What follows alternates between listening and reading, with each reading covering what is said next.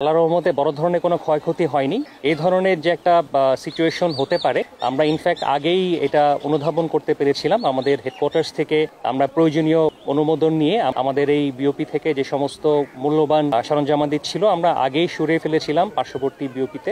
BOP ক্ষতিগ্রস্ত হলেও আমাদের যে দৈনন্দিন অপারেশনাল কার্যক্রম, সীমান্ত এলাকায় টহল, চোরাচালান প্রতিরোধে বিশেষ টহল, স্থলপথে এবং নৌপথে আমাদের গমনাগমন এখনো অব্যাহত রয়েছে। এখানে একটা বাঁধের প্রয়োজনীয়তা সবসময় ছিল। এই এলাকায় শুধুমাত্র আমাদের বিওপিটাই নয়, প্রায় ৩ থেকে ৫ হাজার জনগোষ্ঠী প্রত্যক্ষ বা পরোক্ষভাবে এই নদীর তীরবর্তী বাঁধের সাথে সম্পর্কিত।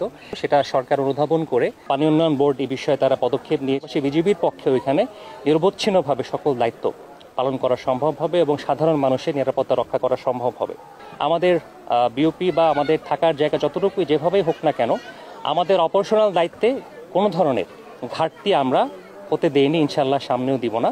আমাদের এই সাময়িক যে সেটব্যাকটা সেটা আমরা খুব দ্রুত ইনশাল্লাহ কাটিয়ে উঠব।